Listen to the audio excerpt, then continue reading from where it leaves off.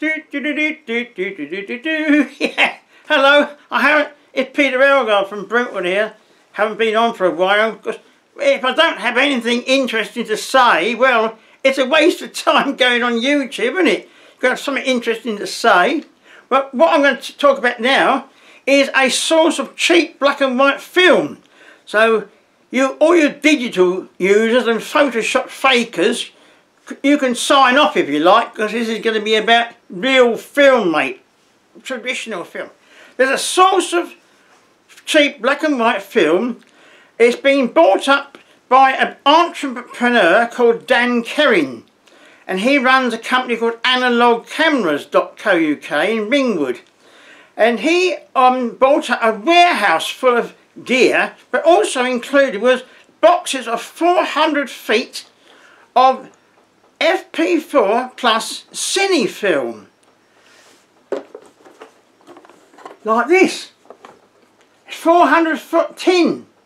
So what he's done, he's had to invest a lot of money buying cassettes and labels and a cutting machine to cut it up so that you don't have to reel it up yourself. He cuts it into 36 all for you, and you can sell that at £2.99 for 36 exposures. This is the box which contained a bulk film. So I've got some of it. And it comes in the cassette. You had to buy these cassettes, you had to buy the labelling for it as well. And inside he's bought metal cassettes. And that's the actual bit of film, because I've already cut that and used it. FP4 type 517 cine film. And so it's got the perforations for cine cameras, which is slightly different to the perforations for still cameras, because it has to go through it 24 frames a second. And even with the Nikon F5 with the right batteries, you only get 8 frames a second, mate. So the perforation is slightly different. That's how much cine film. Now, where did it come from? Well, it's been said that it's some sort of secret military film, been used for the military, all sort of secret stuff that they was going to use it for, and he's bought up a whole shipment of it. So he's cutting it up for you, put it into these metal cassettes. So I've been trying it out. Now the only thing is, first of all, the metal cassette is such good quality that when they try to lever off the top with a tin opener, you can't get the bloody lid off. It's so tight. If you'd had a lesser quality cassette, it would have been easier, but I can't lever that off. And if you wind it right in, then you're stuck. You've got to get a film retriever to pull it out so you can get it into your developing tank. That's one thing I found about it. But for £2.99, what do you reckon on the results? Well, it gives you a sheet here of development times for it, and they've done tests. Okay, now my results have been slightly different from that, because with my batch of film I got it slightly different, but the negatives I got are quite good.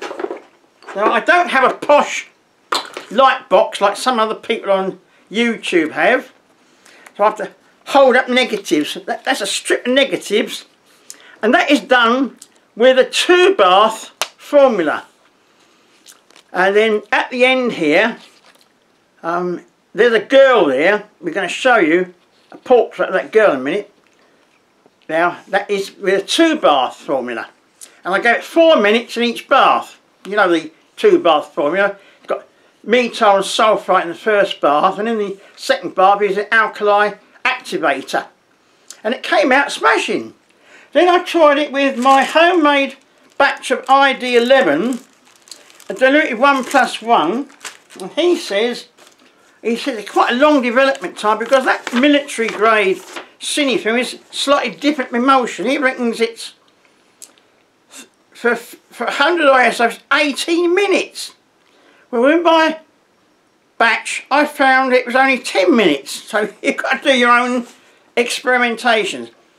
But if you're using 510 Pyro, I've done a test and it only gives you 50 ASA, that's correct.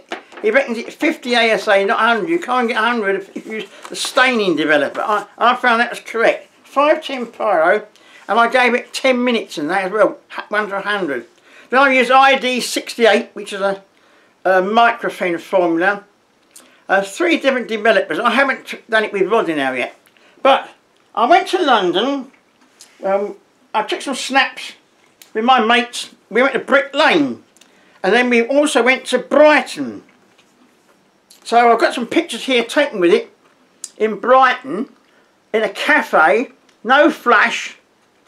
That's with a Leica M2 full aperture on a 35mm Summilux, no flash. There's some detail there, fantastic detail. That's a telephone box with graffiti, beautiful quality prints. Now, I've been a long time getting this on because it's been too hot to do printing in my darkroom. So this video has been delayed because of the heat, but I can do darkroom prints. That's an Irish pub. They're all on Leica, 1965 Leica, and the lens was 1966, I think, Summilux. These are at Brighton. Somebody there. And then this one is in Brentwood. Now that is with a ME Pentax ME I was given by one of my subscribers. So I've taken with that film a portrait with my Leica, with my 90mm Elmar from 1957. That lens is, and the body is 1965. Nothing new in my cameras, mate. They're all old. But the film is actually new, for a change. It's not 1980 dated. It's the FP4 Cine film. So this is what I'm going to show you. The result with an enlargement. There we are. There's a 16 by 12 enlargement from this cheap film, £2.99. No grain at all. Definition with the lens is good. That's 5.6 on the lens, only an f4. Lens stop down, only one stop. That is with this FP4 Cine film with a 1957 lens. Now here we are in Brick Lane. That is with the Leica with this 1966 lens, the Summilux 1.4. That's on that FP4 Cine film. Then we come to Brentwood, and I use the ME that one of my subscribers, Derek, thank you Derek, I'm using the camera gear you sent me. He kindly sent me some stuff because he wanted to downsize, so I'm grateful for anything people send me. And it came with a K-series lens. I've never used a K-series lens on the ME camera. I've only used the M-series lens, but full aperture, f2, and I got this picture. An old sort of homeless bloke in Brentwood with his dog. Now, he didn't mind me photographing him. I didn't snatch it. I asked him, I told him I was from Brentwood Photographic Club, and would you mind, he's got such an interesting face. I said, if I see you around the town, I'll give you a print of it. So I do have a small print, but I haven't seen him since. But that was f2 with that ME with the K-series lens. Then I went round the corner and Inglay Road, I took these girls snacking. That is on the Pentax ME with the Cine film. So they came out smashing. So that's the only thing I say. The only thing is getting the cassette open with a tin opener, because it's such good quality cassette. You can't prise the lid off. Well, for £2.99, that's not bad, is it? So if you go to analogcameras.co.uk and book it from Dan Kerring, he'll sell you some of this film, which you'll find is extremely good. So there we are. How about that, folks? Hope you enjoyed this, and I'll see you again. I'm going to switch the gear off. Thank you for following me. Bye-bye.